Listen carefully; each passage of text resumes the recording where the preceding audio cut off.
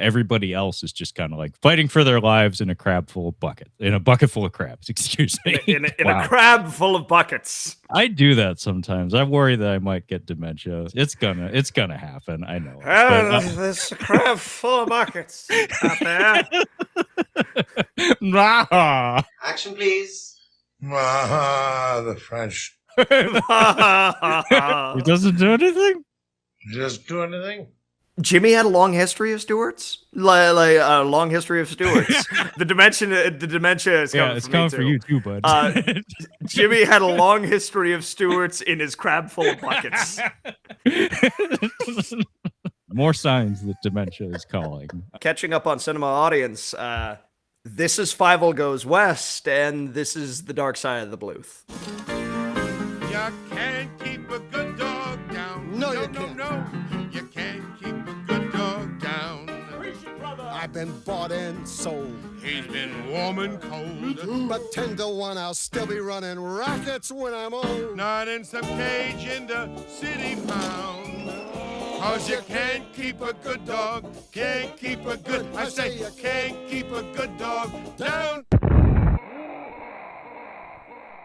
Or at least it would be had the man himself if he was involved.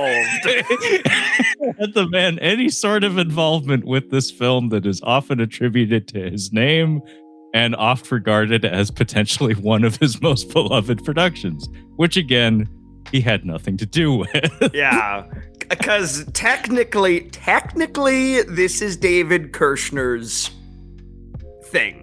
This is David Kirshner's thing and Spielberg's thing, and Bluth was essentially he wasn't a contractor, but it was a partnership that dissolved. Very quickly, as far as I could tell. So I guess we should start off with this because this is fascinating to me, because I actually, in my entire lifetime of loving this movie, was not aware of this until we started doing The Dark Side of the Bluth, like this month. When I'm now 39 years old, I discovered An American Tale, Fievel Goes West. One of my favorite Don Bluth films is not a Don Bluth film. So what I've learned over the course of my very, very, very limited research this month is that the American/Western animation world is extraordinarily volatile. Yes. Yeah. These are people that work from passion. These are artists and creatives who just get the short end of the stick, essentially at every turn. Bankruptcy just followed Don Bluth wherever he went. It is a gentleman who visited his home at least 3 times in his life. He had a creative partnership with the Disney Corporation and Steven Spielberg, some of the most powerful entities in the entertainment realm. Somehow went sideways, somehow got the shit end of the deal, as far as I could tell.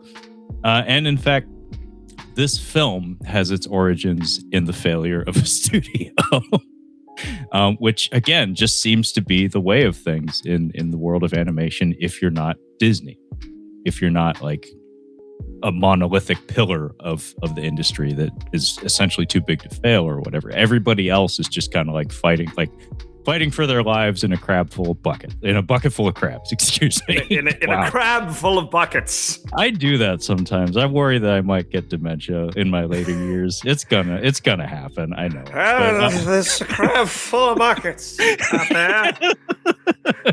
He doesn't do anything. I don't know how we got there, but again, more signs that dementia is calling. But yeah, the gentleman who kind of was responsible for the creation of the studio of Amblimation, the very, very, very short-lived studio of Amblimation. Not short-lived in terms of years, but in terms of productions. They did 3 films. That's it. And they were planning to do maybe 5. And there was a Cats, and like the musical Cats, Andrew Lloyd Webber's Cats. It's about cats, you see. It was planned, didn't happen. There was this film that was their first. Then came Balto, which, as a result of the production of this one, apparently suffered quite a lot of budget cuts. You can kind of tell based on the quality of the animation. I actually really like Balto. I enjoyed Balto quite a lot when I was a kid. I did too. I don't know how it would hold up looking back, but I recall really enjoying it. Yeah, it's a solid adventure film that has a nice focus and clarity to it. Something that this film doesn't really have, surprisingly, but Balto is pretty straightforward. And the character models are pretty well done. The animation for what it is solid. Like, it has a lot of strengths. And also, I quite like the score as well. There's parts, there's some melodies in there that have stuck with me over the years. But the origins of this film and Amblimation Studios kind of trace back to Who Framed Roger Rabbit. There was a fella whose name I'm going to have to look up because I don't know it off the top of my head. Richard Williams. The king. A true king of animation. Thief and the Cobbler would be the film that I think most mainstream folks might associate with his name. He did extensive work in the animation industry, as you say, king, titan. He had a small studio, as far as I understand, worked extensively on Who Framed Roger Rabbit, which was a Robert Zemeckis film, but was produced by Steven Spielberg. And then things fell apart for him and would continue to fall apart for him because Thief and the Cobbler just was a clusterfuck. Yeah, just completely just like cut off at the shins, everything just thrown into a wood chipper. A disaster, a decades-long disaster, as far as I know. Yeah, that we are still trying to recover. Yep. It is a recovery operation about 40 years in the making. I sincerely hope that something good comes out of that, because like what's out there is not representative of what was intended. And as you say, like the man's contributions to the industry, to the art form, are tremendous. So it's worth doing that digging. But anyway, things fell apart for him. And when it comes to business, like the film industry, it's you kind of bring a natural cynicism to a lot of your perspective on things. It's just whenever there's money exchanging hands, whenever there's money at stake, you always kind of think the worst of people sometimes. But the story goes that Steven Spielberg, out of the kindness of his heart, parlayed the failure of his studio, of Williams' studio, into the formation of Amblimation. So it's like things haven't worked out for Bluth. Things haven't worked out for this guy who just did made an enormous contribution to the Roger Rabbit film. For fuck's sake, he designed Jessica Rabbit. Like, changed the world overnight. Created tons of hetero men overnight and gay women overnight. Awakened the population of youth in the world. So all that happens, and then Amblimation gets formed kind of from the remnants. Which, like the story goes, there was a bunch of talented, unemployed animators floating around the industry as a result of Don Bluth bowing out and this guy's studio falling apart. And Steven Spielberg goes like, well, I still want to do that cowboy rap movie. I think I'm going to take these kids and build them a studio and say, hey, you make my cowboy rap movie. And they're going to say, yes, Steven Spielberg, we will make your cowboy rap movie. And two other movies before we all lose the jobs again. He's like, get out of here, Don. Get out of here. You go in the corner with John Landis. Nobody wants you here. Get out of here. Scat.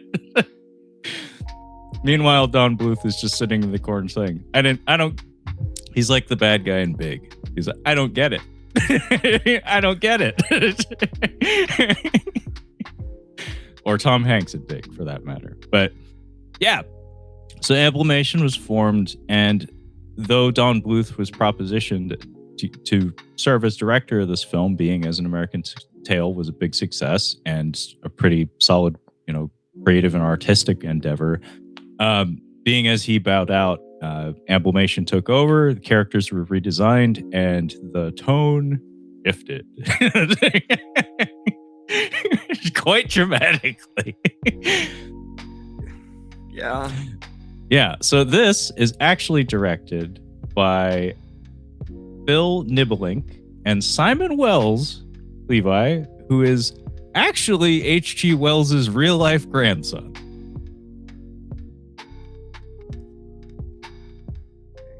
All right. Yeah, weird connection. Weird trivia factoid, but yeah, apparently H.G. Wells had a grandson, and he was an animator. Yeah. This is one of those weird. My brother told me this the other day. He's like, you want to know what one of my favorite phenomenons is? He's like, is when you find people who are incredibly successful, but it turns out their family was incredibly successful in just a completely different thing. He's just like, David Cornsweet, the new Superman, his grandfather invented the Choose Your Own Adventure book. And I'm like, no shit. Okay, neat.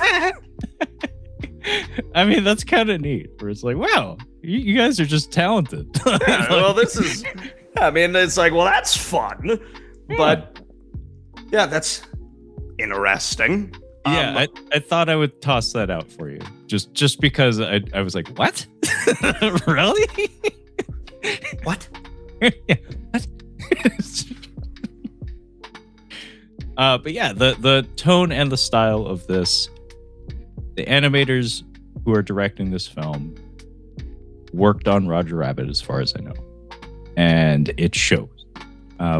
The overall vibe and approach of the animation in this is, it's more Warner Brothers, more Tex Avery than Don Bluth's style, which tends to be more grounded and more emotion focused, like more focused on emotional sincerity, and just has a steadier quality to it. Like, deforming characters he's not as dramatic with how he deforms his characters. His characters tend to be understood at face value. He has impressionistic qualities to his animation, but not to the same extent as these guys tend to incorporate. So this is wilder. It is a cartoon. And for what it's worth, it fucking works. Like it works while it doesn't. It's a weird thing. So this is what I've been trying to figure out, because I watched Fievel Goes West last night, walking into it knowing, like, every man I have ever spoken to, it feels like, because this has come up as I've talked about the podcast, and as I've been going back through Don Bluth's work, every single guy I've spoken to has been like, yeah, I saw American Tail like a few times, but Fievel Goes West, like that was clearly the definitive favorite for apparently just everyone. Like every young man was like, I love Fievel Goes West. Put it on. And it was that way for me as well. Like, I have probably seen this movie 100 times. The thing is that I also haven't seen it in about 20 years. So it's like very nebulous, and there's just snippets here and there of some of the imagery that had been floating around in my mind. All I knew is that I loved it. All I knew is that I had a great time with it. So sitting down with it last night with that idea, knowing that this is something that I really, truly loved, I'm like,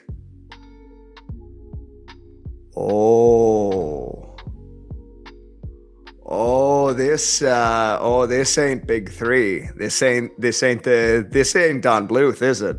Like, you can tell that there is something lost. Something has been quietly pushed out. And it's remarkable because I decided I think I need to watch the first film. I think I need to sit down and watch this for contrast. So this morning, probably about an hour before I got here, I wrapped the first film. Oh, wow. That first movie is incredible. Yeah. It is an absolute masterpiece. And there's a reason when I say big three, when it comes to Bluth, it's Nim, American Tail, Land Before Time. Yeah. All Dogs is damn close. But that 15 minutes at the end of the second act is like, it's a little too shaky, to a point where it keeps it from being in the A category. So, because the first film is very much, it's an adventure, and it can be enjoyed by anyone, and it is kid-friendly, and it is something that can be enjoyed by whoever. But it is also in Bluth's range of the world is dangerous. The world is very dangerous, and it's unforgiving, and it can be awful. And the world that the Mouskowitz are leaving and the world they're entering into are different shades of problems.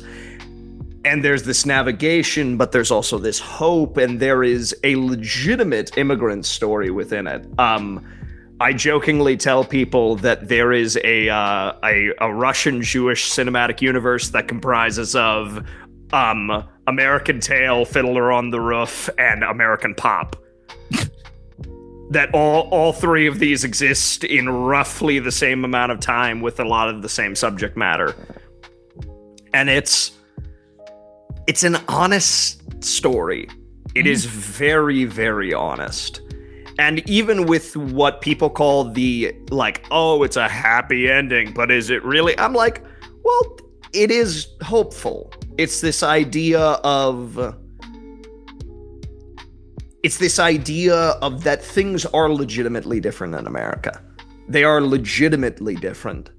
And in many ways, they are better than they were back home, but they're still hard. And it's still like, there is actual meat to this in the same way that Nim, Land Before Time, and All Dogs, to a lesser extent, all have. This is a 4-quadrant film, and one that I could say to anyone, if you like animation, sit down and give it a watch. Fievel Goes West is not those things. Fievel Goes West is a children's movie, which is fine, and it's a wonderful children's movie, and it gets a lot of good traction, and it's big, and it's bombastic, and it's beautifully animated, but it is just a children's movie, which is very, very different from its predecessor. In a vacuum, I would be inclined to say, yeah, this is pretty fun. The problem is that it's competing against itself and its original tone. And it definitely feels lesser for it. Yeah, you can never quite go home. I had a very similar experience revisiting both of these movies, and I'm glad that I took the time, like you, to revisit both of them. I didn't just dive straight into the sequel. I was like, I owe it to that first one to give it another look, because it has been, in my case, 30 years, if not a little bit more, since I've seen either of these. But just like Levi, I've seen Fievel Goes West probably 100 times. I adored it as a child. But again, 30 plus years in my case, is a very, very long time. And yeah, that is what hits you smack in the face as soon as you put it on, especially right after finishing that first one, is like, oh, this is for kids.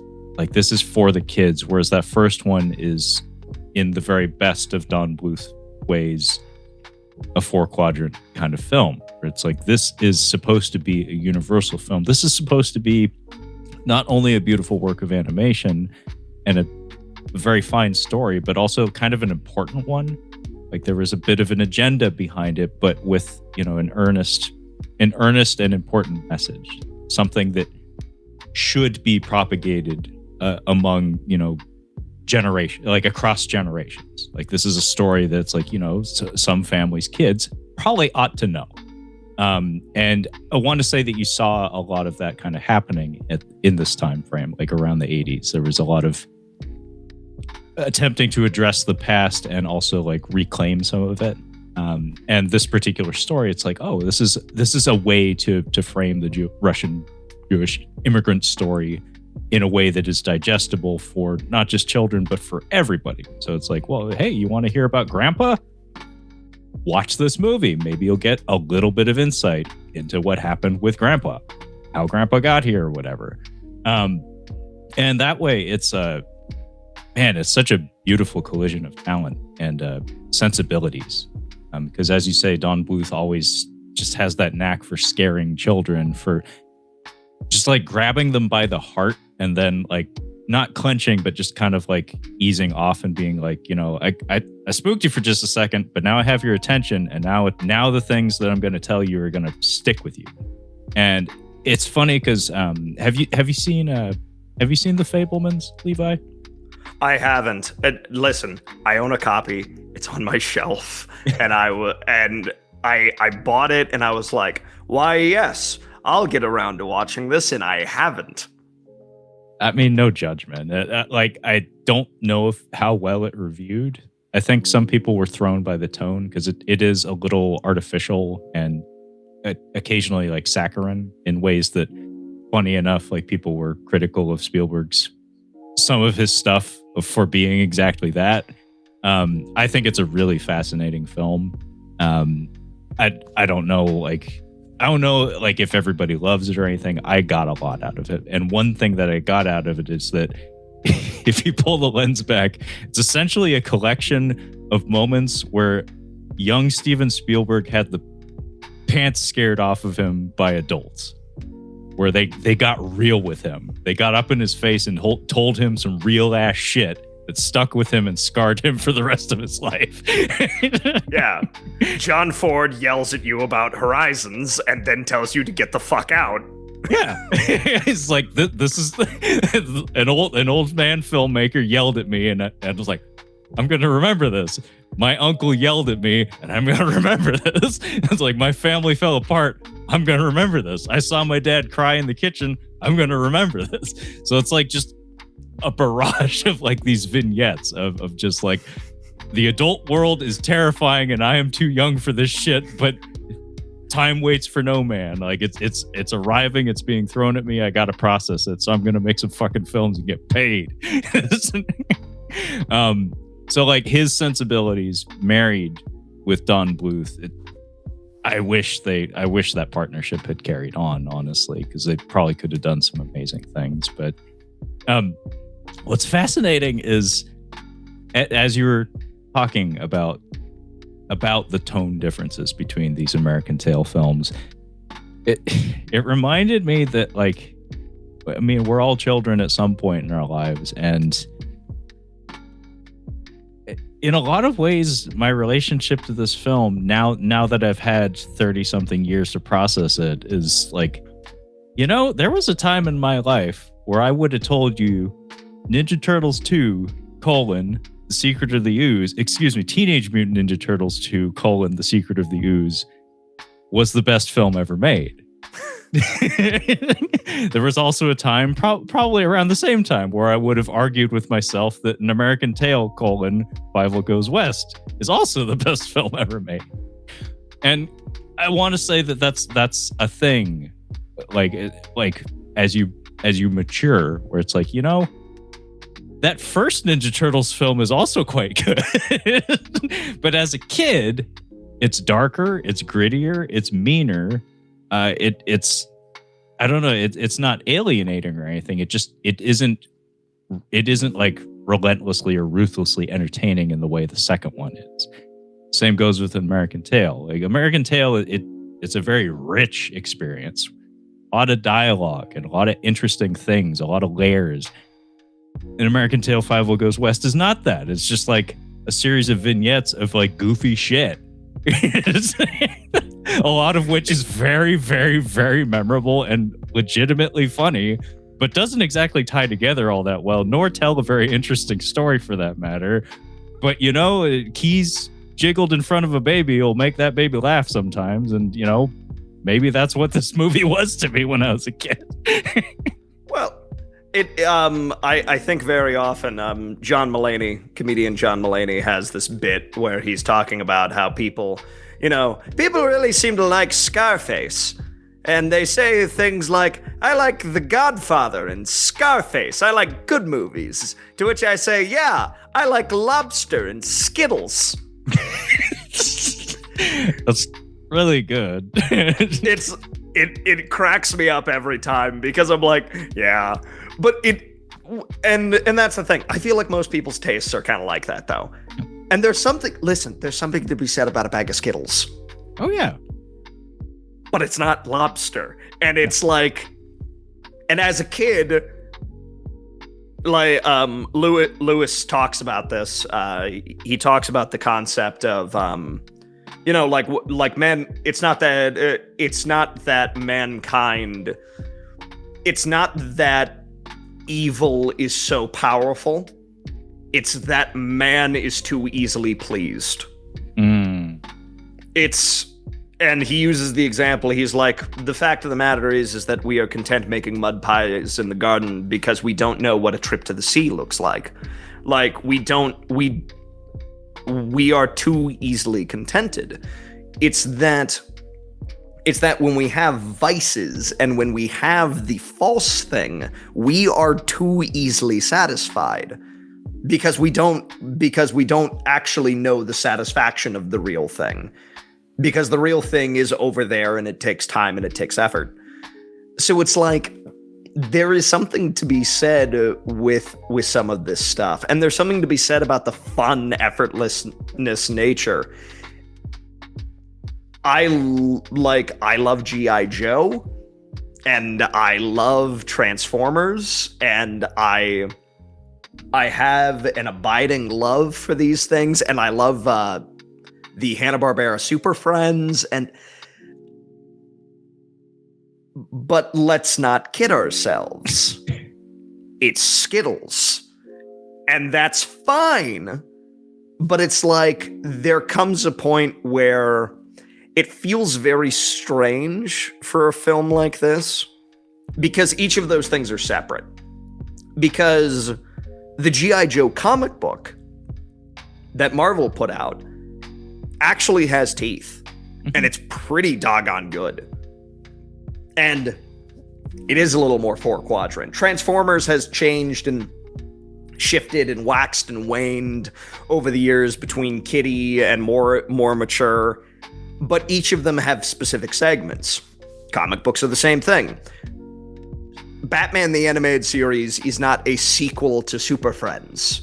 These are two separate ideas. What's so strange about this is that this is a sequel, a direct sequel. And yeah, using something like Ninja Turtles is actually a very good pairing, because you're like, it has a lot of the same names. It's a lot of the same people are attached. Those credits look awfully similar, and I'm hearing the same voices out of all these characters.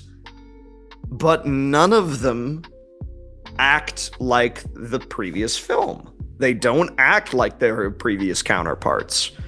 And all of the things have become Flanderized, where it's like everything, these little quirks have become elevated to a point that you're like, oh, we don't have characters anymore, do we?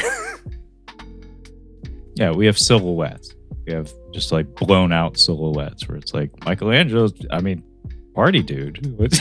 Donatello does machines. He he is actively doing machines in this film. Yeah. What more do you want? Leonardo is leading the shit out of this film, except not really, because the movies aren't particularly interested in Leo. I like Leo. they need him. I've always liked Leo. Yeah, he's the pillar. Like, he's got to be there. He's a load-bearing pillar. If you pull him out of that house, it's gonna fall down on you. Yeah, Fievel Goes West is the tone difference is shocking, and what's more, it is a direct sequel. Like it kind of throws you into the deep end a little bit. Like as soon as it gets rolling, it's like, oh, I'm just supposed to know who all these people are and what their dynamics are. Not that the movie's terribly concerned with any of it. It has what really enforces the made for kids aspect of it for me is the fact that it does feel like just a collection of vignettes and scenes. Like, there's very little connective tissue between quite a lot of it. I mean, that tumbleweed transition, while it is like one of my most beloved memories of this film, is indicative of the structure of the film, where it's like, well, Fievel's done here. We got to get him back to town, though. How do we do that? It's like, put him in the thing and it'll get him there. It's like, okay. Yeah. We would. The film needs to continue. Put him in a loading screen. Exactly. Yeah, I mean, it straight up is a loading screen. This is Solid Snake smoking a cigarette. Fast traveling. Yeah. This is Solid Snake smoking a cigarette for 20 minutes as we load the next level of the adventure. Yeah, the tumbleweed sequence, the rawhide sequence, stuck with me so much. Like that is one of my most crystallized memories of this film. And it's very specifically, it's not the television show's theme. It's Blues Brothers. Yeah. It's Dan Aykroyd and John Belushi singing Rawhide. That might be like a rights issue thing, I imagine. Because, like, you know, Spielberg and Aykroyd have an association. They're buddy. So, like, maybe a favor was called in or something. I mean, the Landis affair, I think, had already transpired. Yeah, it's like I was thinking about that, dude, because I heard it. I'm like, is this the Blues Brothers? Yeah, I'm almost positive it is. No, it is. It definitely is. Yeah, so, I mean, I guess a quick rundown of the general plot, of which it is loose. The Mouskowitz family is the immigrant part of the Lower East Side of New York that is destroyed by cats, all in a ploy to get them to move out west. So they are told that there is good land and everything's better. So all of them pull up stakes and they take their possessions and they move out to the frontier. And Fievel's version of the frontier is shaped by the dime novels.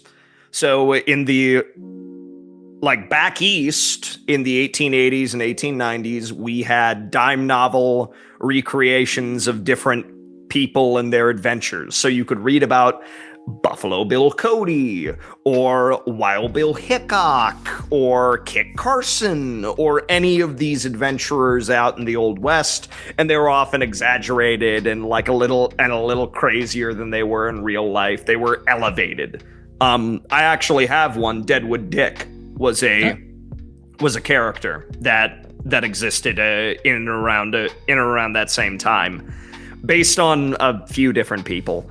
I actually have one of those issues. It's from like the 1889 or something. It is a freaking miracle it survived because it's effectively just a newspaper.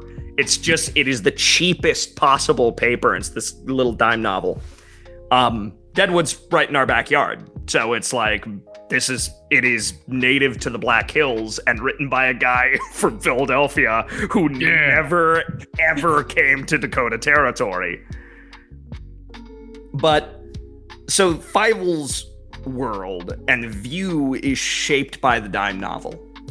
So they arrive in the West, and it turns out the land isn't what they thought it was, and the whole ploy is being shaped by Cat R. Wall, voiced by John Cleese, who is trying entirely too hard for this movie. He gave up Cogsworth for this. He gave up being Cogsworth for this role. Who the entire plan was to move all these mice out west to more easily, he says to exploit their labor, but that doesn't really happen. Essentially just to get them all in one spot so he can kill them easier, and I don't know. We get kind of weird and hazy at that point. But in between, we follow Fievel getting lost, training with a old hound dog sheriff, Wiley Burp, played by the Hollywood legend Jimmy Stewart, as well as Dom DeLuise's Tiger trying to make his way out west to find Fievel and his family. So all of this happens mostly in vignettes that are largely unconnected, and what you think would be the core conflict of the film, which is Fievel has this information and he needs to get the law on his side, doesn't really start until about the 40-minute mark. Because we have all these vignettes and a lot of Tiger slapstick. Like an inordinate amount of Tiger slapstick. So that's like your outline for the picture. And then, it's mostly just scenes. Mostly just scenes. Like you said, the motivations of the villain are nebulous. Really, all you need to understand is that the cats like to eat the mice, and apparently he wants to like kill all the mice in one go so he can eat a bunch of it. It's like, they're gonna rot. Like you may as well just like eat them piecemeal or something. It doesn't really make a lick of sense. All you need to know is cat bad, mice good. And there's all these intrusions that as an adult feel jarring and strange, but as a child, it's like you don't think in those terms so much. You're just kind of like seeking movement, entertainment, and lights with sound a lot of times. Because like honestly, as I've gotten older, that is something that I've come to realize, is that a lot of the movies that I watched as a kid, I was so young, Levi, that I didn't even understand most of the dialogue. Like a lot of the words being used were actually over my head. I didn't like the quintessons in Transformers the movie, like the whole guilty or innocent thing. I was like, there's a contradiction here. I'm a little confused why people keep dying. and there's a bit in this one where I did not realize the spider was John Lovitz.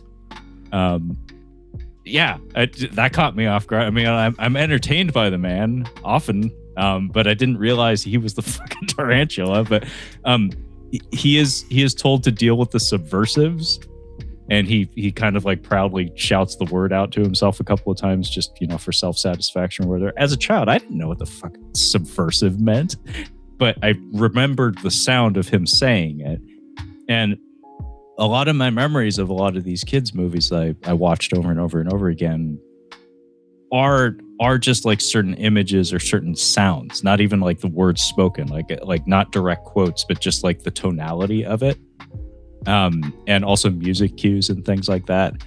And credit to the film, it does have a lot of those. Like it does have a lot of images and a lot of movements in particular. Like that is something about the animation style of this that is wildly different. Like as an adult, it's super obvious. As a child, somehow I was convinced that Fievel looked the same between these two movies. That's not fucking true at all. The models for the characters have changed radically between these two films. I would say you see it most in Tiger. Yeah. Tiger is insanely different. Yeah, he is much more malleable, just floofier in general. He was kind of like mangy almost in the first one. He wasn't a super appealing character. He was kind of an unfortunate. Whereas in this one, he's like floofy and lovable and just has a softness to him that is very welcoming in every sense. He's more Dom DeLuise in the sequel. He really is. They really leaned into it. It's like, that's the thing, is that for the first film, again, because like I just watched the first film this morning, I'm like, yeah, this is like an independent design for this character. And the second film is Dom DeLuise. Like, they have slowly shifted and blurred the seams. Yeah, they embraced the DeLuise. They probably just saw him in the booth and said, fuck it. Like, it's like Aladdin's going to come out in a few years. This is going to be the way of things for the future of animation. Why not? Let's just lean into it. But in general, the animation style favors movement and energy much more so than like the Bluth style, which I said favors emotionality. Like, Bluth likes to... I want to say, like, in some ways, like, Bluth was a very punishing director to work for. Because the man directed a lot of his animation as if he was filming, like, a live-action film.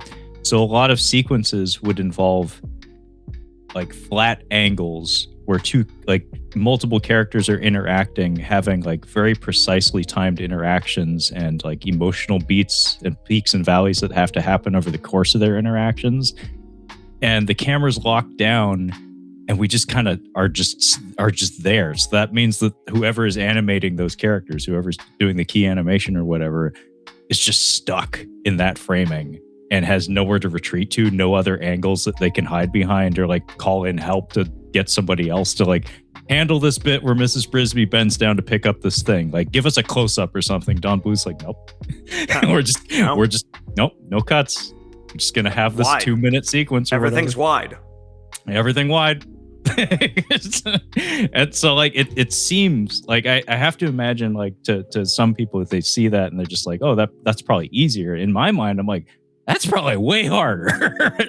Like, because really you have nowhere to hide. Like there's no tricks that you can implement to like give yourself a rest or recalibrate the angles and the framing of the characters or anything. It's like, no, you were stuck in that scene and you will remain in that scene for a month or two. Whereas this one has it's much more choppy. Not choppy in that it doesn't flow, but just like the amount of cuts is much higher. The movement and the energy is wild and over the top. And in that way, I think that's again part of the appeal for a younger audience, is that it favors color and vibrancy and movement over emotion and timing. And like it has a different rhythm to it. Like this one's like bop, bop, bop, bop, bop, whereas John Bluth is more measured. And for what it's worth, pretty damn funny at times. Like even as an adult, the lazy eye just destroyed me. I was laughing hysterically. It caught me off guard because I only half remembered it being in the movie. And then like the moment it started to happen, I was like, then it happened. I was like, oh my God, the lazy eye. Holy shit. The lazy eye. The lazy eye happens twice in this film, and both times it fucking got me. And it's all on the strength of the timing and the animation, honestly. Like, just credit to the animators that conceived of and executed the lazy eye. They told the same joke twice, and they got me both times. Because when you see Dog Jimmy Stewart doing it in stereo with Tom DeLuise cat, Holy shit. having a fucking seizure. I was oh my goodness. Doug Walker did a review of Fievel Goes West, and he's like, the sounds Dom DeLuise is making sound like they should be put over the Han Solo torture scene in Empire. Like, and he cuts outside to Lando just as it's and it is so funny. I mean, Doug has some good ones, and I'd say that's a good one. That's a pretty good one. Shit. Yeah, the lazy eye killed me, and like I said, the rawhide sequence was something I remembered very, very well.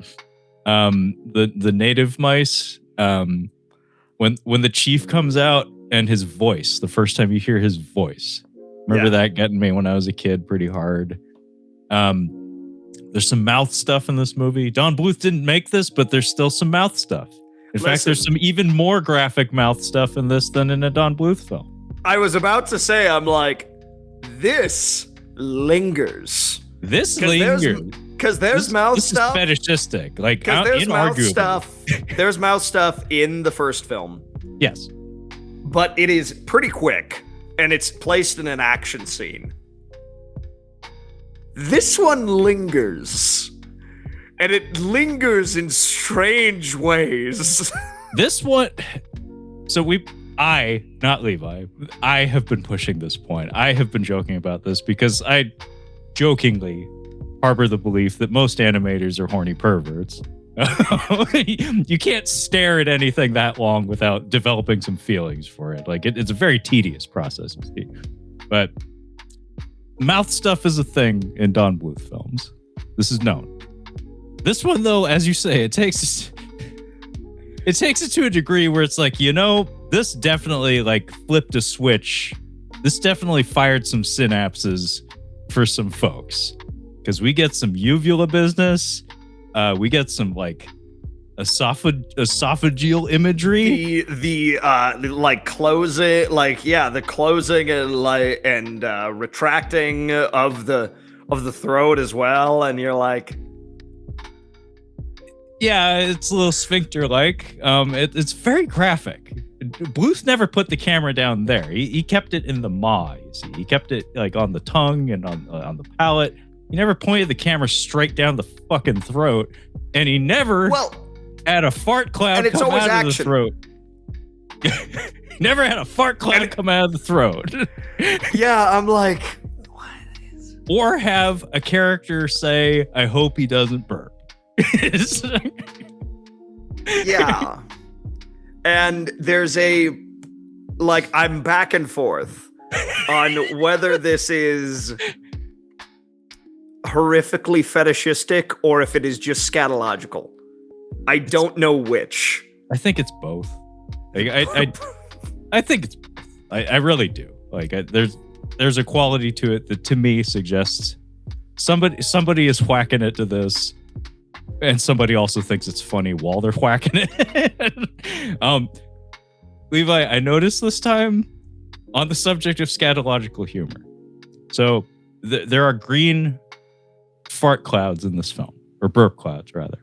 So Tiger has a green burp cloud that comes out of his throat when the camera is pointed directly down his gullet. And very strangely rendered. Very strangely rendered. And Fievel has a line of dialogue saying, "Oh, I hope he doesn't burp," which basically tells me the animator is maybe into that. But no judgment whatsoever. There is a very strangely timed fart joke in this movie. At least I have to assume I think it's a fart joke, Levi. I don't know, because the movie doesn't draw that much attention to it, but it is inarguably there. So it's the final battle. And Tiger is going apeshit. He's Dom DeLuise. He's bebopping and scatting all over the place. He's whipping cat ass. And then we cut over to Dog Jimmy Stewart. And he says, "Let her rip." And a green cloud appears. A green cloud billows up in the bottom left corner of the frame. no sound effect, no sound cue, but I think he just farted. I don't know. I think he farted. Probably. Well, and here's the thing. The dust effects, it's like there is something entirely separate creating the dust effects, because they are not drawn traditionally. No. So they look very, very strange. Yeah, it looks like an optical effect or something, like a superimposed green fog shot from like Big Trouble in Little China or something. It's probably actual live dust or fog captured on like a composite or something. It's not animated. But yeah, I'm pretty sure Dog Jimmy Stewart farts during the final battle while offering words of encouragement. The movie puts no emphasis on it. It's just we cut to him. He says, "Let her rip, son," and then phew. It's just like, what the fuck was that? Yeah, there's a lot of that in this movie. Yeah, Speaking of weird shit, the daughter, you had sent me a cover of one of her songs. She has at least 2, maybe 3 in this film. Thoughts on the daughter in this? Because the movie tries to make her very important for a significant chunk of the film, and then kind of forgets about her. But she does like make an impression for sure. Yes. So the first of all, like pin in that thought. The music in this is good. It's very, very good. It's James Horner. It's like the guy is putting in the effort, and it is funny. It's the part of the score labeled Out West. It's like you can hear Rocketeer starting to kind of encroach on it. Yeah. Because it has a lot of those same like string qualities to it. But all of the music across the board is pretty good. And the song that Tanya sings, like she ends up in New York. In New York, she shows that she has an aptitude for singing, and this is something she wants to do, and she wants to kind of like start moving in the direction of maybe I can do this for a living, maybe I can do this for show business. So when they go out west, she ends up in one of these saloons doing a show, and the song that she does, "The Girl You Left Behind," is fantastic. I mean, it's just a ton of fun, and it is a big bombastic fiddle forward like bar song, and it works, and it's a very expensive scene. It's but so the thing is that Tanya kind of has, there are a basis for a lot of things in this movie. There are solutions to these. There are inklings and seeds of things that they try to start doing that you could arguably start moving in the direction of that first film, and then they don't. And then they don't stick the landing. Because, and I decided to do a little bit of research here. This is one of those things where I'm like, okay, because what happens in the first film, the Cossacks like viciously pursuing the Jews in Russia was a thing that happened historically, and it was horrible for a combination of reasons. Some of it was just straight anti-Semitism. Some of it was there was an assassination against the previous czar, and they connected it to the Jews. Like, truthful or not, this resulted in this horrifying terror against them, which resulted in mass immigration to the United States. And all of these aspects in the first film really kind of play into this, of the immigrant's experience. And so much of that first film's power is the fact that it's not the villain. Our villain in it is more so a symptom of the system and the difficulties of culture clash in a microcosm. And that's why the villain is so effective. And that's why these characters are so effective, is because it is an issue with the wider world. And the concepts that we play with that, where the world and culture itself, the elements are villainous. Even when they're at sea, when they're traveling from Russia to the United States, the waves and the lightning are cats. Like, these are oppressive forces. Nature itself is an oppressive force. And even having the through line of the way that we defeat the cats, the way that we get this small victory, is by bringing forward our own legend, is by bringing forward the Mouse of Minsk. This is, our culture can drive this out. Where There Are No Cats in America starts off as a idealized kind of song that isn't quite true. It becomes something that is aspirational for all of them. And it's all linked in this idea of truth. In the world is dangerous, but we can hang together and we are not powerless. Which is through Bluth's entire filmography. That is, if there was a uniting principle, it is the world is dangerous, but we can hang together. This film, again, the scheme is based in history. In the 1890s, when the railroad popped up, this is 30, 40 years after Manifest Destiny comes up. They were trying to sell all this land around the railroads. The problem is that it was largely useless. It was largely desert and uninhabitable and really, really was not good land. Because all the good stuff was taken 40 years earlier when Manifest Destiny was first brought forward. So that idea that brings them out west, which was common, that these railroad barons lied to people. They lied to the immigrants out there in Baltimore and New York and Philadelphia, and they said it's beautiful land, and they would hand out pamphlets at the trains with these nice pictures of this nice house and fields of wheat and all this stuff.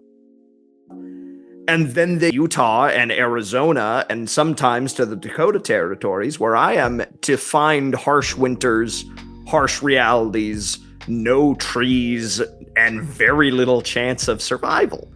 And some of them managed to eke it out, but a lot of people didn't. So this is another layer of exploitation. This is another layer of, guys, the world you are being sold isn't quite what it seems to be. So the basis of that is there. The issue is that the film is that the sequel manages to flatten it by making Kat Arwal the same person that is selling them the land for the express purpose of getting them in one spot to kill them.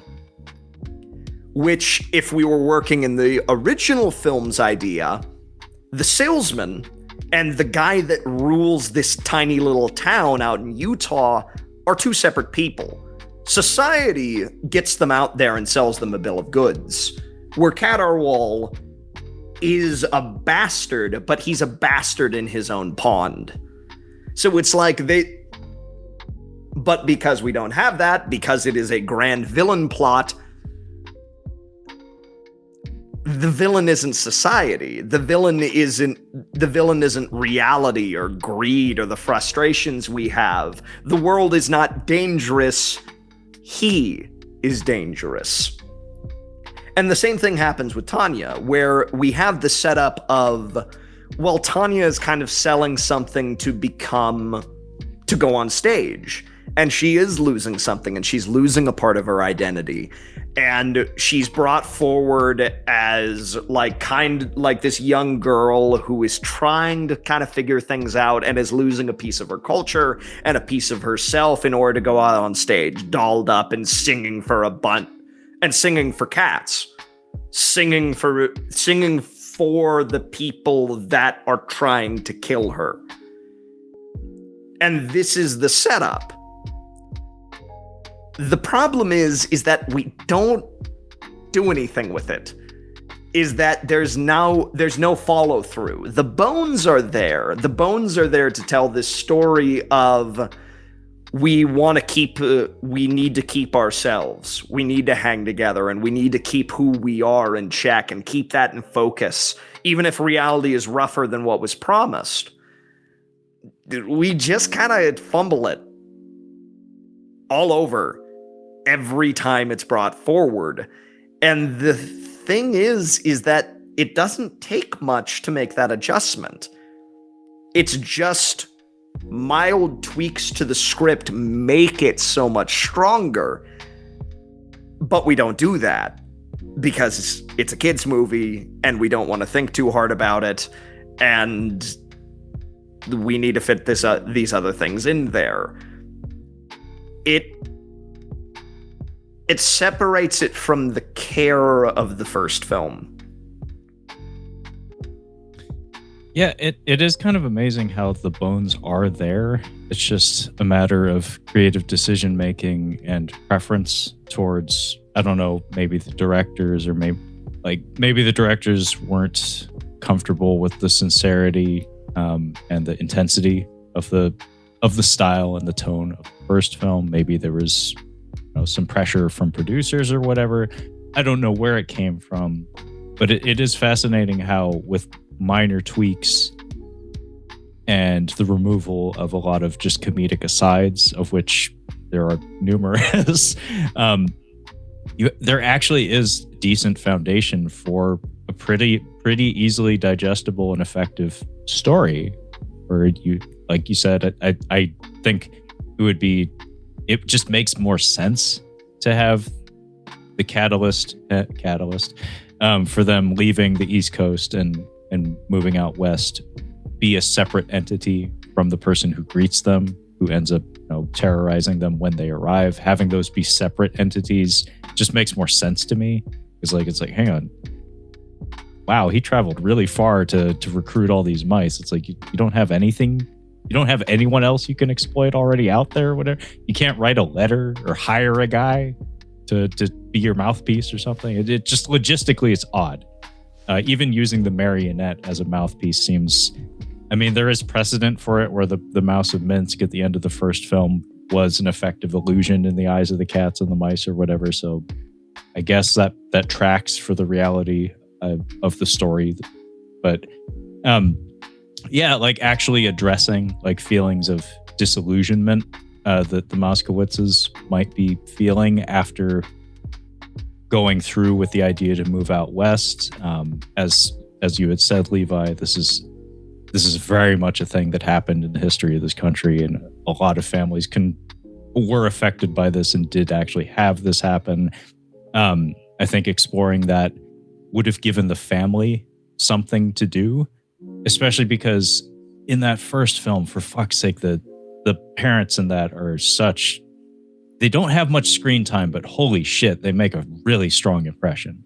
Like they're so clearly defined in that first film. Where like the dad is just all whimsy and joy and hope, and loves telling his children's stories and kind of like putting a film over the world to make it more palatable for them. And he's just intrinsically hopeful.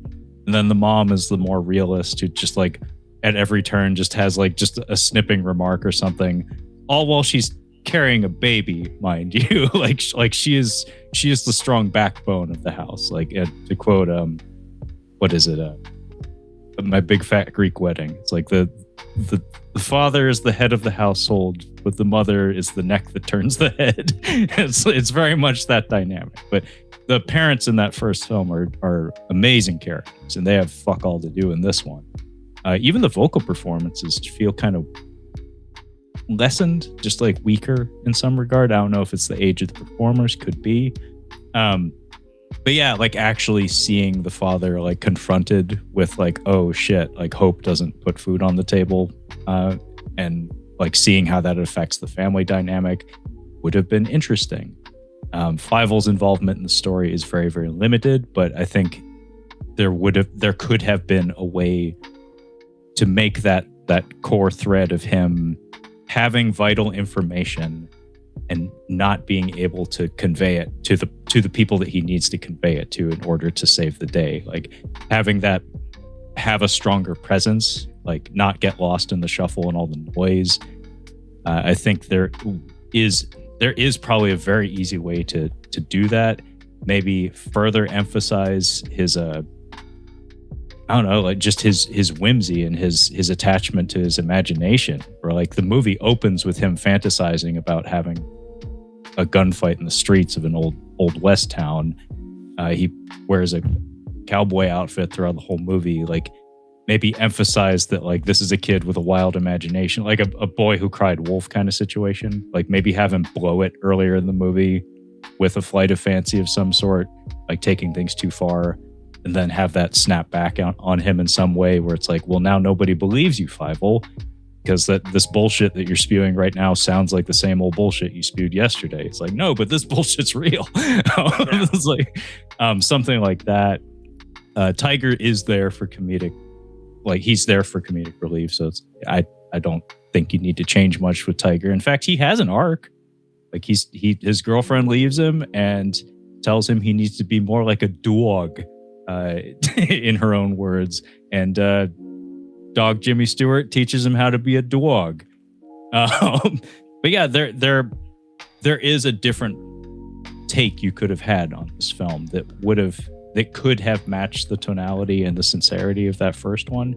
It just comes down to decision making. Like at some point, a decision was made where it's like, no, this is for very little kids, and we're going to focus on movement and energy and entertainment over cohesiveness and messaging. And as a result, stuff like Tanya's subplot, it's kind of a shame because it is honestly, weirdly enough, like as a young boy, like some of the stuff that like resonated with me the most, I guess. Like I think it's just like the raw emotionality of her scenes just are very easily conveyed. Like you get the longing, you understand the motivations of the character. It transcends language. It's just like a pure, just like raw emotion kind of thing. Her subplot feels so vital to the story, where it's like that she represents like the schism in the family dynamic. It's like if you had the more sincere version of this story, the more focused version of this story, mom and dad are struggling because we moved out west, probably because dad said it was a good idea, and now we're fucked. Fievel keeps going missing and seems to have retreated into a fantasy world that we can't seem to pull him back from, when in actuality he's actually just like he's learned some really crazy shit that he's trying to teach us. It's going to save our lives. And meanwhile, the daughter is kind of alienated from the family, and as you had pointed out, Levi, finds this beautiful opportunity and outlet that also represents like completely pulling away and moving in the opposite direction of all of her family values and her culture, and even putting herself in harm's way in exchange for the opportunity, basically. And it seems like such a vital element of the story, and it is for the 10 minutes they're devoted to it. And then the movie completely just moves the fuck on. And even during the finale, where like it feels like there should have been more emphasis put on this particular syllable, where it's like maybe they're trying to do a thing where Kat Arwal is like needs her to be like the siren call to like keep all the mice on the trap or something, but it doesn't play very well. Like it doesn't feel like that's the case. It just seems like I think that cat wants to fuck that rat or something like that, because the hand dance sequence it's very well animated. It's really weird, and that whole like stupefied like trance like walk he does through the shop or whatever when he's listening to her. It's like, what is this cat feeling? like I'm a child. What is this? And the hand dance is very well conceived and executed, but there's just a weird there's an air of weirdness surrounding the dynamic. Yeah. Well, and the thing is that the way you get this thing to work with very little effort, very, very little effort. These two, the salesman and Caterwall are two separate characters. Yeah. They go out, the Mouskowitz go out there, and all these mice go out there. They head out west. And they realize they've been had. Like, they've been had. This is a desert. It is the middle of freaking Utah. And you're not going to be farming out here, or at least not easily. So they arrive. Caterwall essentially does the same thing. He's like, listen, friend, now it's different here on the frontier. We gotta stick together. It's hard land. It's hard times out there. Like back east, everyone's at each other's throats. Out here, we gotta hang together. And then having that backroom talk of like, yeah, I'm gonna kill all of them. I'm going, like, why not? Why not? I'll just take all of them. I'll take their land, and then I'll sell it to the next rube. And then there's the Fievel runs out to his folks who are trying their best to farm this dust bowl that they have, and they're like, Fievel, listen, Mr. Caterwall is the only way we can get water and food. And Mr. Caterwall seems to be trustworthy, and he hasn't done anything against us. Yeah, he's a cat. Yeah, I know we said we shouldn't trust cats, and I know, but we're just trying to live out here. And meanwhile, Tanya already kind of wants to be in showbiz, already kind of wanted that back in New York, and now says, geez, I'm making a lot of money doing this. And my folks are starving to death. And wouldn't it be nice if I could parlay this into maybe some better treatment or some more water? And it starts out as kind of like this combination of utility, but also dreams, and then it turns into something uglier. It's like there is a way with very little adjustment to make this work and to give it a little bit more. Like, I'm talking like change a line here, change a line there, and add like all of 2 minutes to the film. Like, this doesn't require a complete rework. Yeah, it's all there. It just minor tweaks. To the film's credit, I do like that they play with the idea of having Caterwall sell himself as like a cultural revolutionary, where he's like the way he advertises himself to the mice is very effective, where he's saying like, I know I'm a cat, but we're out west now, it's a different world, and we're gonna try to do things different. So there's like that enticing acknowledgement of the wrongdoing, but also like the promise, like similar to the American promise of like, we're in a new place, we can try things differently. And I like that the film at least pays lip service to that. It really doesn't put much emphasis on it, but it is there, which I appreciate. Also, John Cleese's vocal performance is just fucking amazing. He is going for it. He is. And the animators are also having a lot of fun rendering his dialogue. There's so many just like little inflections and little just nuances that they add to his animation. Like there's that bit at the very end where he's like doing the speech and he's preparing to spring the trap, and his tone doesn't suggest any falseness whatsoever. But there's this bit that the animators inject where there's a pause and his eyes just kind of like look from side to side like, am I doing it? Like, are they buying it?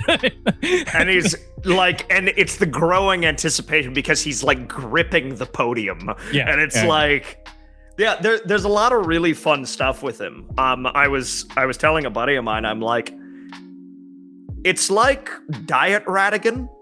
Yeah. It's like, it's same great Radigan taste with none of the calories. Radigan. It's that's a different classic criminal. Like that is a fantastic film. I like Ratigan to me, like he's up there, man. Like he's climbing Mount Rushmore as far as like Disney villains go, just because he kind of checks like every box. Like I love the concept of him. Just like this big, hulking, ugly ass brute who's masquerading as this gentlemanly something or other. And then the mask gets pulled off only at the finale, but it's like, yep, there he is.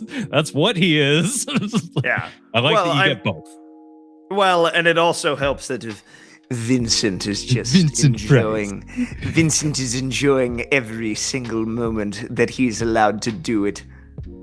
Oh yeah, that man he just loved the craft.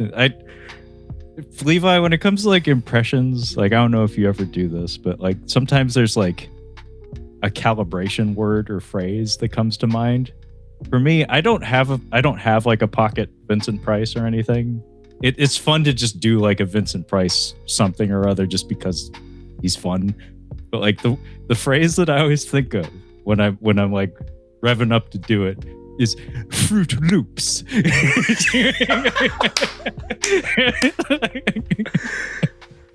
I would like a bowl of Fruit Loops, please. I guess for me, it really is just yes. Yeah. It's like, it's the way that he just kind of tastes it. Yes. I have returned. Well, I love Vincent so much. He's such a wonderful talent. Also a gourmet. Listeners, viewers, get the man's cookbook. It's awesome. Please do.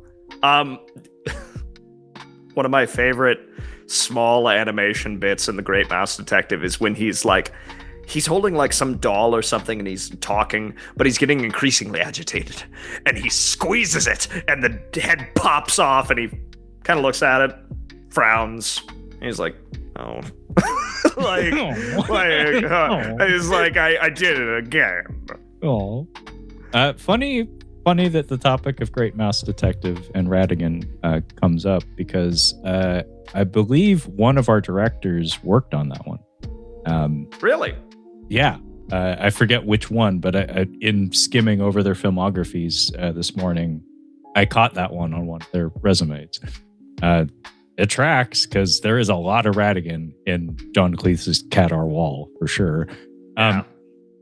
In general, the animation in this is very stunning, and it comes out it comes at that like really critical, very pivotal time frame where it's 1991 when it came out, which means it was in production probably 3 years earlier, if not more, and it's all hand drawn. This is all pen and paper shit. And very shortly after this, in fact, this studio, Amblimation, which only has 3 films to their name, We're Back, I think might be them as well. And the whole time I was watching this, I do not remember We're Back at all, except for a couple of traumatic moments. The whole time I was watching this, though, I was thinking of that. And then I looked at the resume for our filmmakers, and it was like, oh, that fucker directed We're Back. That tracks. Like, there are some stylistic similarities that somehow just registered in my brain. But yeah, this is all hand-drawn, and the vibrancy of it and the movements are all handled really, really beautifully. There's a lot more stretching and pulling and deformity of the characters, which feels very classic Western animation, like very classic, like Mickey Mouse kind of style. And it's very effective in that way. These guys have good timing and comedic chops. There's a lot of just like visual gags that just the timing and the movements of the characters alone kind of tickle me. There's a lot of tiger shit that honestly it's tedious. It doesn't contribute anything to the story, but like sometimes that fat cat gets me. Just there's certain things they do with his animation that just work for me.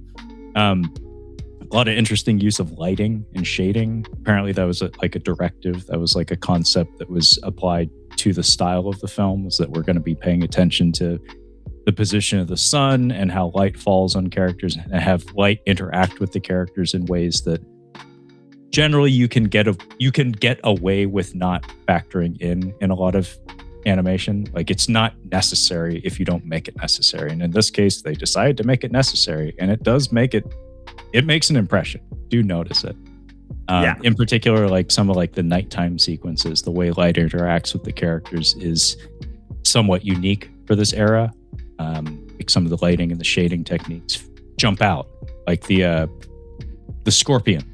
The scorpion always stuck out to me. Like it's a few seconds, but just something about the way it's rendered and like the chitin of its shell or its skin or whatever you want to call it. Catches the light in an interesting way. So yeah, on a technical level, there's a lot to like. In particular, I really do like the timing of some of the gags. Like there's a snappiness to it that has that Roger Rabbit-y or like Warner Brothers kind of vibe to it that it just gets you. Where it's like you don't even need to understand the dialogue. It's just something about the pace it moves and the way it interacts with the music and stuff that just makes it work. Like that bit where a caterwaul gets launched through the ceiling and pussy. There's a lot of pussy in this movie. It's a very, like I said, animators are horny perverts. There's a very generously chested woman. Yes, a bosomy woman, if you will. A rather bosomy woman. I think very often there's a JonTron bit where he's playing through Conan games, and there is a pixel art woman who has like a little bit of cleavage there, and he's like, oh yes, oh my dear, you look full and robust today. You're blossoming like the greatest flowers in all of Samaria. Oh, and by the way, your tits are fucking fantastic. And it's like, yeah, it's that. Yeah, it's that. I mean, Don Bluth has gone on record saying he didn't like this film. He kind of regrets not taking it because he thinks he could have done better. Pretty sure that bit, like based on the design of Princess Daphne, I'm pretty sure he was just like, that I liked. It's like, that can stay. Yeah, that can stay. Pussy. That can stay. The rest of it, get that shit out of here. Oh wait, she comes back? She has one more scene? Okay, I like that part too. That's his review on Letterboxd, his posthumous review of Fievel Goes West. Nice tits. I don't think he's dead. Oh yeah, that's right. He's still alive. I keep forgetting the man's still alive. That was part of the funny. That was like one of the funny parts of like starting this project. It was like, shit, that guy's still alive. He might actually. Yeah. It's your reminder that Don Bluth and Ralph Bakshi are both still alive. A family picture. Yeah, he's still around. But yeah, that came as a shock to me when we started this, like at the beginning of the month. It's like, shit, Don Bluth's still alive. I thought that guy died a long time ago. But yeah, that bit where he goes up through the ceiling and then gets assaulted by that woman's tits and then immediately drops back down into his suit and continues his speech without missing a beat. It's so bizarre, but the timing of it is hilarious. Same goes for like when he makes his exit in the film, when he ends up getting deposited in that like post office bag. He like pops up and he's about to speechify, and the train just yanks him. It's like, get the fuck out of this movie. You were done. One of my favorite bits of business is Fievel drops in and hears the plan that it's like, oh, well, yeah, we're moving all these mice here to eat them. He drops in and Carol picks him up and is like, I do enjoy a good mouse. You know, I do enjoy him. And he starts like slathering him in mayonnaise. And he's like, and the cat in me just wants to eat you right now. But the businessman in me doesn't wish to, and he dunks him in water. And he's like, and I know that it would alert the others. But on the other hand, and he slathers more mayonnaise on and then like rolls him up in like a piece of lettuce and is about to eat it, and then takes him out and he wipes him off again. It's the fact that he starts going through it again that is just really funny to me visually. Like I said, there are parts of this movie that really just like get me, just like work really, really well. It's just the fact that there's so little connective tissue between it all. It's like it's a lot less palatable as an adult who has a better understanding of narrative and kind of naturally seeks narrative and cohesiveness in their storytelling. As a child, like trying to put myself back in my child's shoes, it's like I think I get why this, like, why I kept coming back to this, though. It's like there's just certain things that grab you, that just like stick with you in ways that maybe not every animated film did. It's a difficult thing to reconcile. It's like it is intensely flawed. It is scattershot as all get out, but there are certain parts of it that just really fucking sing. Yeah, and it's something that I've joked in the past how I would love to do just quick unscripted just show people things on my channel, because so much of my stuff is so highly scripted and it is very tightly produced. And I've often said, it's like, I just come across things and I would love to just show them off easily, like, oh, I got something else to the film collection, or, oh, I want to talk about this stack of Starlog magazines I've been enjoying or whatever, and just kind of go off. And I've joked with Trevor in the past that I want to rate it on a scale of would I rather have this or watch Fievel Goes West?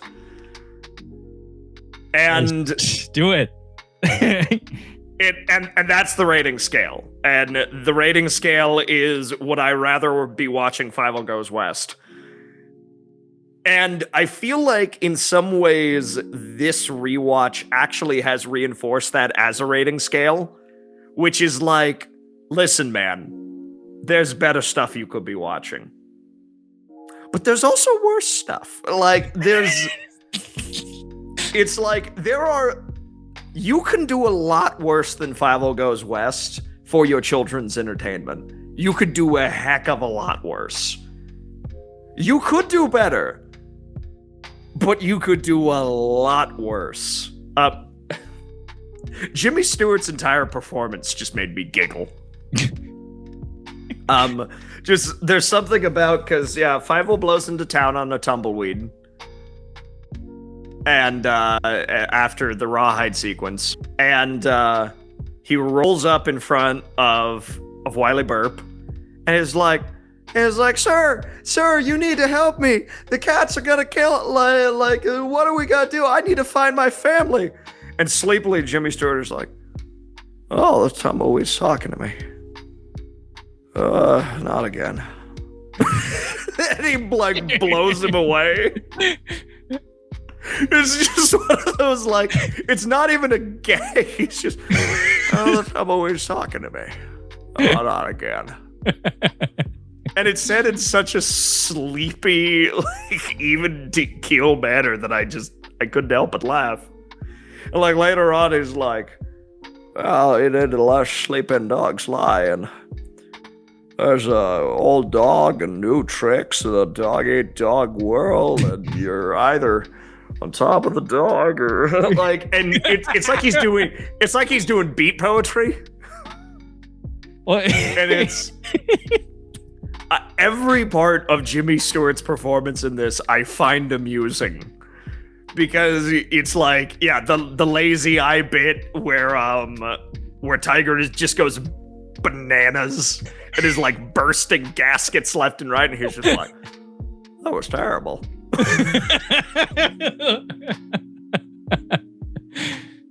Yeah, he really does, like, it's an understated performance, but fuck, like, he really does kind of nail it. I wouldn't be surprised if maybe he was supposed to be in more of the movie, being as like he essentially bookends it, because like he's in the opening sequence and then disappears for more than like 3/4 of the movie at least. and then very hastily he kind of gets inserted into the narrative. But like I think they had like 10 days to record every vocal performance, and so they had 10 days with Jimmy Stewart. Last credited performance, I believe. Yeah. Very similar to Orson Welles and Transformers. Let me tell you, man. Jimmy finishes out the film. Mr. Stewart finishes the film essentially as the sun is setting on the west, and as he walks out of town, all of the searchers, and he turns to Fievel and he gives him his sheriff's badge, and he's like, I don't really know what's out there. I guess I don't really know what's beyond that horizon, but I figure if I keep going. And he gives sort of this final speech, and it's like, I don't really know what's out there, and I don't really know what's coming, and I don't know what's beyond that horizon, but I have to think that it's going to be good, and I'm going to find something real out there. And he turns to Fievel and is like, maybe out there you'll see the hero that you always wanted to be. And for that to be the final words of this film and the final things we hear of Jimmy Stewart's career is strangely beautiful, and is just a beautiful line under this long career in this goofy ass movie. It's like, I think, if any actor gets the last laugh in this sort of thing, if any seasoned actor gets the last laugh when it's like, oh, their last role was an animated role, I think Jimmy Stewart wins. Hands down. Every time. It's like Sean Connery, his last role is in some goofy, weird animated film. Same with Orson Welles, same with Patrick McGowan. All of these storied actors, their last roles are... I think Charlton Heston, same deal. I wouldn't be surprised. It's like last role is an animated film. It's like all of these storied actors kind of go out on a whimper. But Jimmy somehow manages to come out on top with something that is beautiful and profound and heartfelt, that is such a lovely piece that almost makes you forget that he was not in most of the movie. Yeah, it is remarkable. It is an amazing minute or two of dialogue that comes at the close of such a bizarre, harebrained movie. It's worth pointing out that apparently the story goes Steven Spielberg bumped into Jimmy Stewart at some sort of Hollywood gathering, some sort of dinner function, and said, hey, I'm doing this rat cowboy movie. You want to be in it, Jimmy? And that tracks to me. That seems like a very Spielberg kind of movie, where it's like the man's filmography often was criticized actually for the sentimentality, being overly sentimental and sometimes saccharine. And it seems to be just a quality that the man has, and he's not shy about wearing his influences on his sleeves and showing appreciation for those inspirations. And I mean, for fuck's sake, in The Fabelmans, I think John Ford in the movie is spoken of as the greatest filmmaker ever. John Ford is played by David Lynch in that film. I think that says quite a lot about what Steven Spielberg thinks about those filmmakers, how he regards them. Anyway, I have to imagine he has held an affinity for Jimmy Stewart, saw that the man was quite old, probably hadn't been doing much, and was like, hey, I'm doing a rat cowboy movie. Hey, Jimmy, you busy? You want to come to the studio and be in my rat cowboy movie? And he's like, oh, okay. It's yeah. Oh, and Jimmy had a long history of Stewarts. A long history of Stewarts. A long history The dementia is coming it's for coming me for too. you too, bud. Jimmy had a long history of Stewarts in his crab full of buckets. But he had a long history of Westerns. Yes. And he was a Western actor for many, many years. And he did the show The Six Shooter on radio, which was a really fun show. So it's like, it's pretty fun. It's pretty fun that his last role is not only like poignant, but it's a Western. It's something that was very much a part of his career. Yeah. And I'm sure Steven Spielberg was very aware of that, very familiar with that, and just wanted to work with, to the degree that he could, Jimmy fucking Stewart. And it happened, and I'm really glad it did, because like you said, to put a cap on somebody's career, as strange as a film as it is, this brief monologue is tremendous. Like, it's beautifully written and executed, and there's a couple of other nuggets in there that I don't think you mentioned. That, like, there's just a couple of small lines that just like, he's like, oh wow, that's poignant, touching stuff.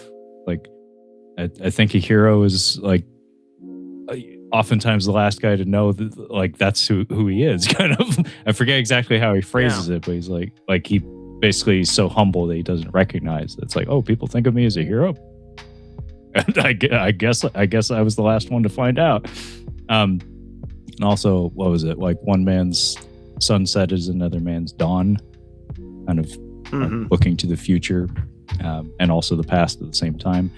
Just really well done. It's such a beautiful ending to such a weird movie.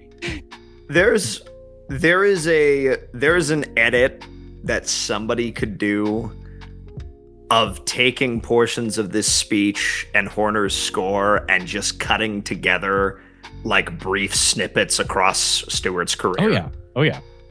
Like, there is an edit to be made there, and it would be lovely.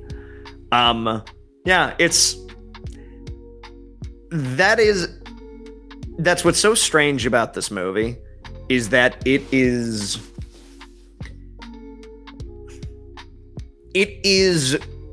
the most quality hot fudge sundae you can get.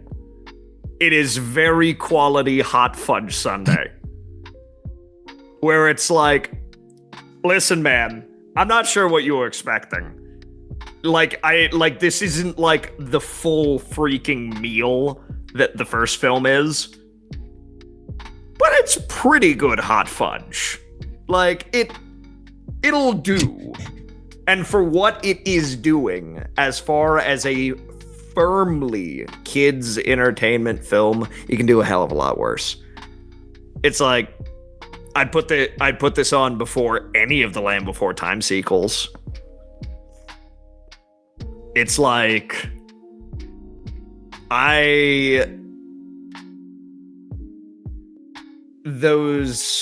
the big three and All Dogs as an honorable mention, like, those are untouchable. They're unassailable. It's like, there's probably about a dozen animated films that we have that are like, I'm sorry, nothing can touch these, and everything else has to kind of, by its necessity, be second best.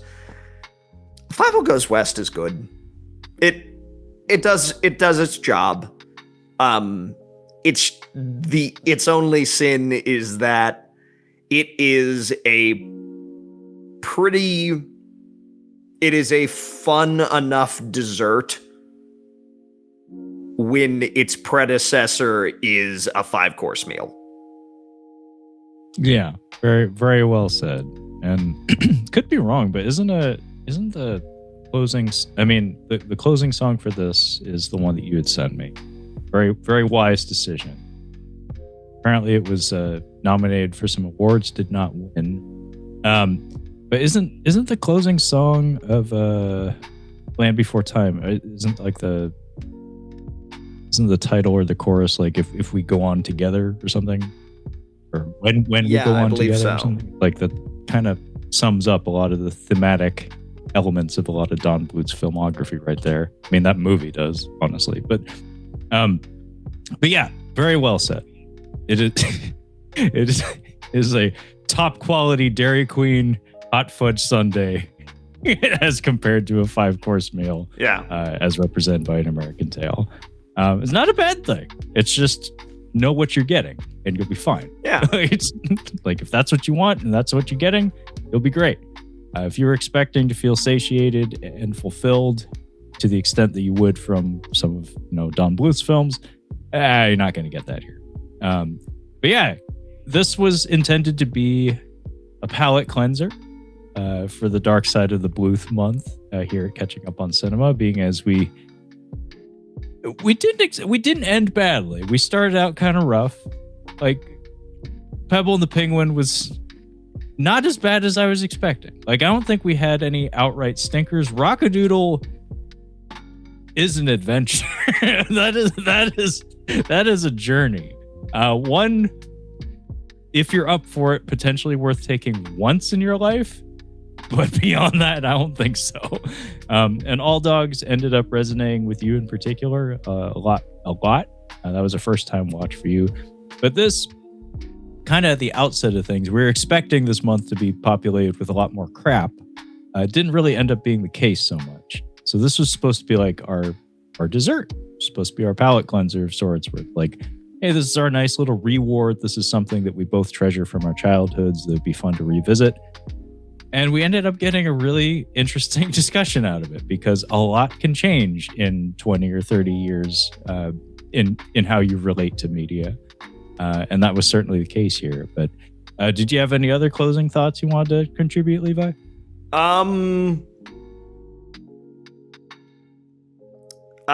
We aren't doing the television show. No. And we are not doing Secret of Manhattan or whatever the hell the third one is. I think there's a fourth one. I don't recall.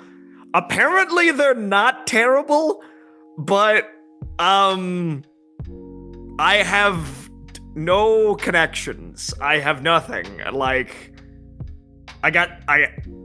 no. Apparently Dan Olson did a review of a PlayStation 2 game of An American Tail a long time ago. I've watched that video. It is a truly bizarre piece of crap software. Well, it's a very strange. Yeah, An American Tail I don't think is I suppose you could make a game out of it. It's mostly Super Monkey Ball. Quite a lot of it is you controlling Fievel in a soap bubble. Very poorly controlling soap bubble. It's a very buggy game as well. Yeah, only available in European regions, as far as I know.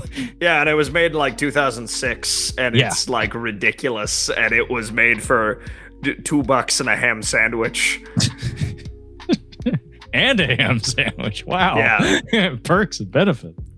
Yeah, I'm trying to remember where I even got that phrase from, like where something is made for $2 and a ham sandwich. I have equivalents. I don't think I've ever phrased it exactly that way, but I have equivalent.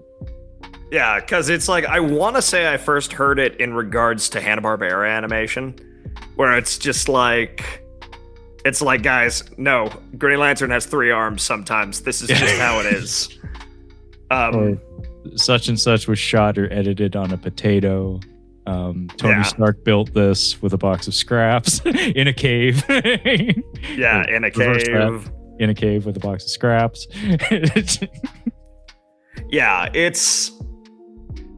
So we're not doing those. No. Especially because we are so far removed from Don Bluth at that point, we can't. It's sort of like asking us to do the Beastmaster TV show. No, I'm afraid not. My opinions have changed over the years. My palate has matured. And while my initial reaction was, oh no, do I not like Fievel Goes West anymore? My opinion has like settled as, you know what? it did what it set out to do. The problem is that it's up against that. What did you expect? I think that is the story with this movie. Is that it's hard to come back to as an adult, but it gave you something. It gave you something when you were a kid, and for what it's worth, I don't know that I'll have kids, but if I do, the lazy eye is something that if I have a son, he needs to see, just so I can see his reaction to it. Or better yet, he can see my reaction to it, because I'm sure I'll still be losing my shit to it, because I don't know what the fuck it is about that, but it just wrecks me. Yeah, I would gladly put this on. I would gladly put this on for kids. I would gladly put it on. I'm not sure if, as an adult man by myself in the viewing shed, I will be popping on Fievel Goes West again. No.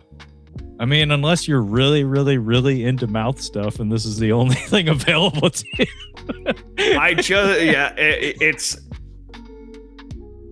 There are some movies that I have come back to that there was a G.I. Joe full CGI animated DVD that was probably about like 35 minutes that I returned to again and again and again and again and again as a kid. And I picked it up a couple of years ago and I'm like, ooh, boy, this is cheap. Wow. We all had those. We all did. Like, don't pretend you're better. You did too. I had tons of those. I'd be curious to see that. I'm curious of how it stacks up against the Mortal Kombat CGI animated VHS from back in the day. That was pretty rough. I owned that as a teenager. I bought it and I watched it and I'm like, oh no. Yeah, it that's the proper reaction. It got better. Like the technology, we got there. Like even the cheap stuff started to look kind of expensive at a certain point. Like that Starship Troopers show, that was pretty good. Roughnecks was not half bad. Reboot, acceptable. Mortal Kombat and apparently G.I. Joe on VHS. No, this ain't it. We're not ready. I mean, not ready for prime time. Yeah, it's like, oh boy. Okay. Yeah, it's not even that it's like, oh, this is the worst thing I've ever seen. It's just like, Hasbro was like, just slap it on a plastic lunchbox and sell it. To bring it all home, the G.I. Joe animated thing is what happens when you forego the ham sandwich. This is what happens when the ham sandwich is not given along with the $2. The sandwich is vital, you see. Yeah. Yeah, and it's yeah. All right. Well, if you got kids, give it a whirl. Sit down with somebody. Sit down with some buddies that you all remember the movie. Giggle, and move on. Yeah, I'll have to ask my soon-to-be brother-in-law if he's showed this one to his kid, because he has a son, and when the subject of this movie came up, his reaction was, "Oh, Fievel Goes West! I love that." Hell movie. Yeah! Yeah, just like you said, Levi. Seemingly every boy loves Fievel Goes West. They probably don't even remember why they love Fievel Goes West. Hopefully, I don't ruin it for him by having him watch it as an adult and realize, oh shit, I don't think I like this movie anymore. But yeah, I'll have to ask him if he showed it his son yet, or if he plans to. But yeah, this was a very interesting discussion. Again, that'll happen when you have 20 or 30 years to process something. But before we go, though, Levi, would you care to let our listeners and viewers know where they can find you and your YouTube channel? Yeah, you can find me over at Your Captain Speaking. I usually do discussions about books, shorter action books with guys like Conan or James Bond or Zorro, those sorts of things. So I am essentially encouraging people to get back into reading, especially guys, because there's so much cool stuff out there with characters that you are familiar with that are really easy to read.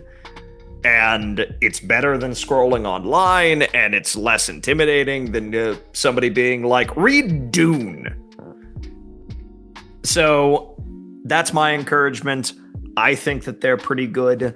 In the future, I may do more unscripted stuff where I rate stuff on a scale of whether I would rather be watching this movie or read or use that.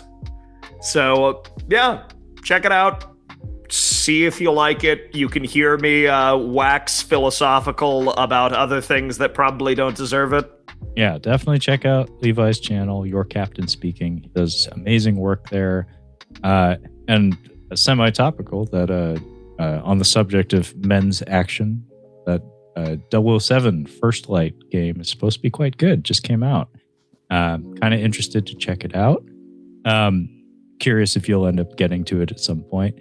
And I sincerely hope that you do some of those off-the-cuff reviews and incorporate your would I rather using the Fievel Goes West scale, because I think that's such a perfect idea. Like it just works in some strange way. Like it tickles me, kind of similar to the way the lazy eye just gets me.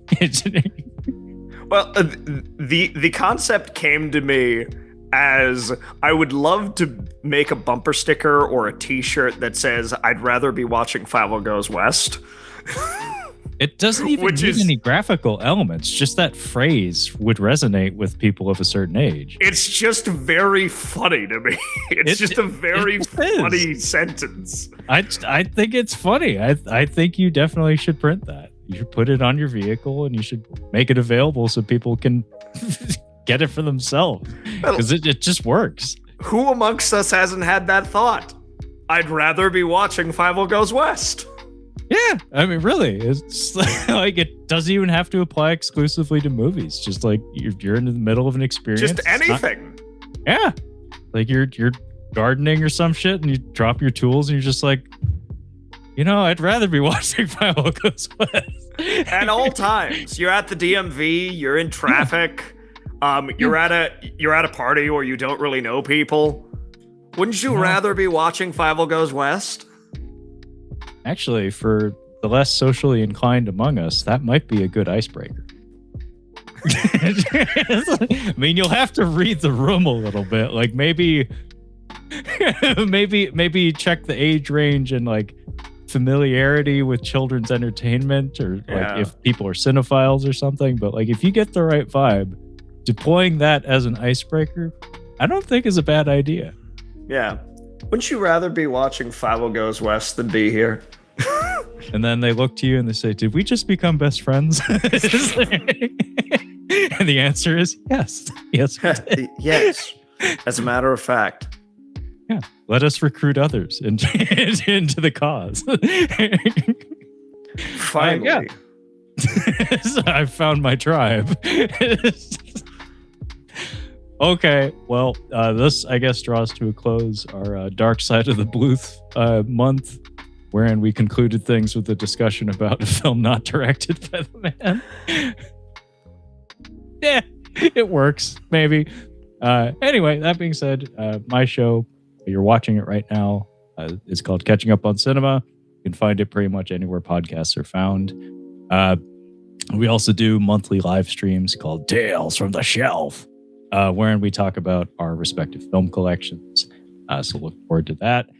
And that being said, thank you so much for listening, and we will catch you next time. Bye. That is